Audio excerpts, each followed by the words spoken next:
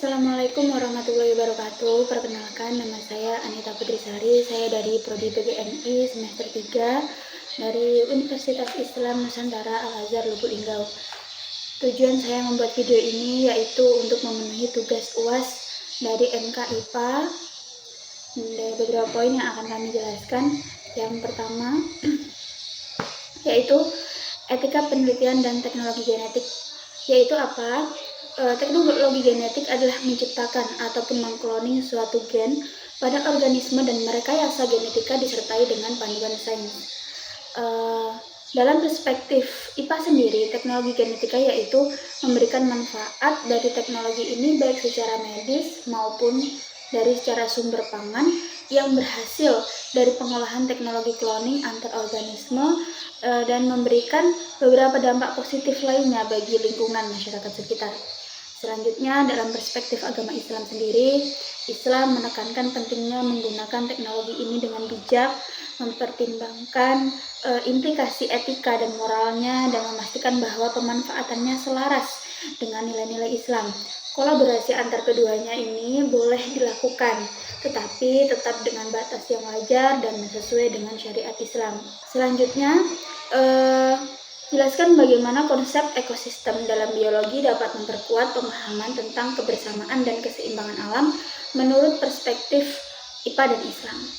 Namun sebelum itu kita telaah dulu apa itu ekosistem. Ekosistem merupakan suatu sistem yang terdiri dari semua makhluk hidup, baik secara biotik maupun secara abiotik.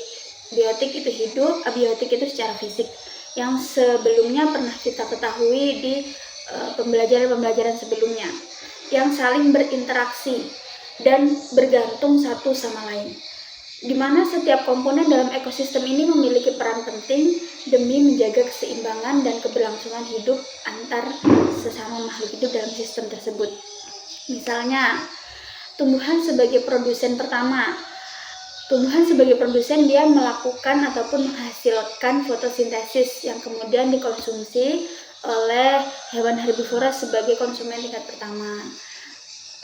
Produsen sebagai tumbuhan selain menghasilkan fotosintesis, dia juga dimakan oleh hewan yang herbivora.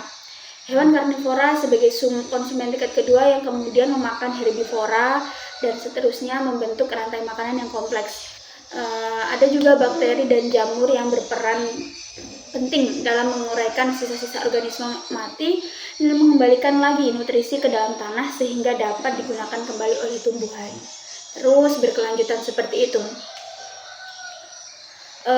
Sedangkan keseimbangan alam dalam perspektif agama, dalam Al-Quran Allah Subhanahu Wa Taala menyatakan bahwa Dia menciptakan alam dengan segala isinya untuk kesejahteraan manusia, di mana manusia memiliki tanggung jawab untuk menjaga alam dan memanfaatkannya dengan baik dan bijak.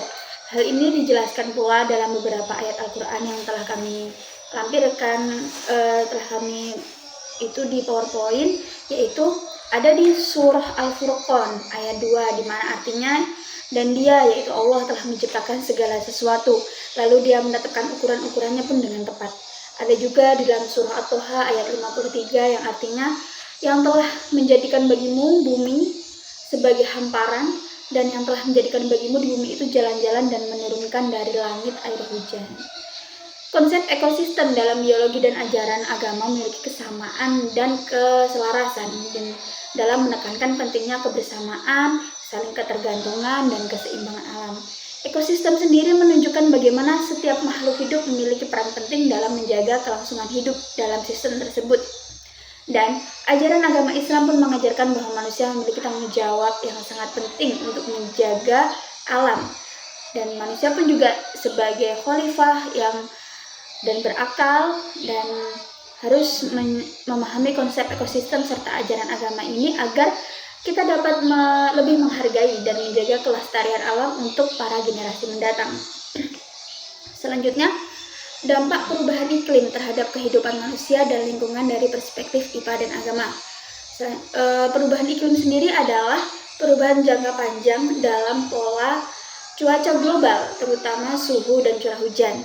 Beberapa penyebab perubahan iklim meliputi pembakaran bahan bakar fosil yang berlebihan, penggundulan hutan, rumah kaca, dan masih banyak lagi. Sedangkan dalam perspektif IPA sendiri, perubahan iklim ini dapat memicu banyak kendala serta bencana alam, dan ini juga sangat mempengaruhi kehidupan manusia. Ini bisa menyebabkan bencana dan membahayakan manusia serta makhluk hidup lainnya apabila perubahan iklim ini tidak ditangani dengan tepat dan tidak disadari dan tidak disertai kesadaran seluruh manusia dengan tepat. Dalam perspektif Islam sendiri, perubahan iklim memiliki implikasi yang sangat signifikan karena merusak keseimbangan alam yang telah diciptakan oleh Allah Subhanahu wa taala serta mengancam kelangsungan hidup manusia. Islam sendiri mengajarkan bahwa manusia adalah khalifah di bumi, pemimpin di bumi, di mana ia harus bertanggung jawab menjaga dan merawat alam dengan baik. Perubahan iklim akibat aktivitas manusia itu menunjukkan pelanggaran daripada amanah ini, karena ini merusak ekosistem dan merugikan makhluk hidup lainnya di muka bumi. Pada intinya, perubahan iklim adalah masalah yang sangat serius dan harus dicerna dengan baik, yang dimana ini pun berdampak pada seluruh elemen kehidupan manusia dan alam.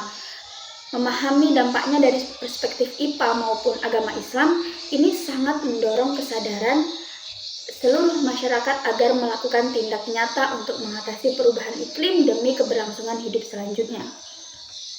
Selanjutnya, bagaimana cara mengatasi kelangkaan air dengan mempertimbangkan nilai agama dan pengelolaan sumber daya alam.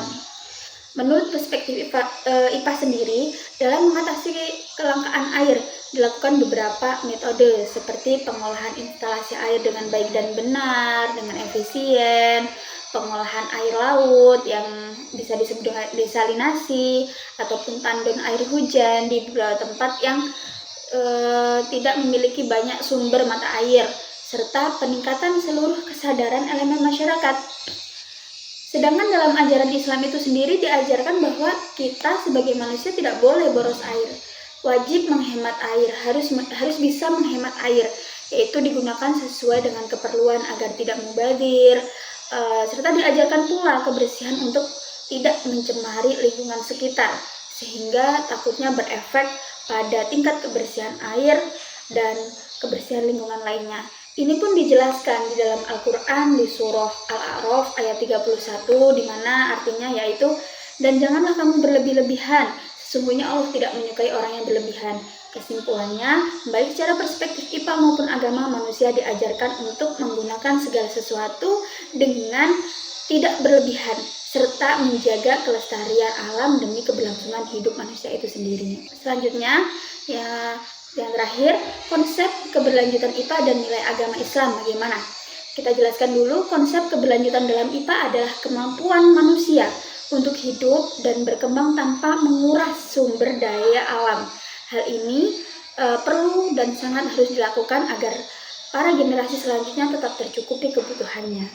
Jadi kita tidak perlu boros-boros agar bisa memperhatikan kebutuhan generasi selanjutnya.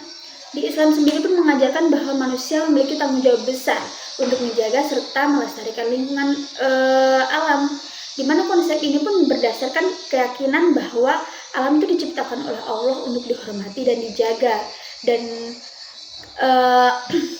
untuk keberlanjutan ekosistemnya.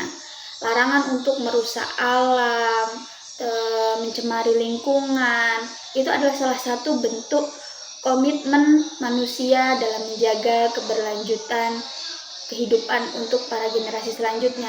Dijelaskan pula di dalam Al-Quran di surah Ar-Rum ayat 41, di mana pada intinya ayatnya menekankan agar manusia itu berlaku ramah terhadap lingkungan dan tidak merusak bumi. Karena semua yang ada di sini pun juga harus kita jaga demi keberlangsungan baik untuk generasi kita maupun generasi mendatang.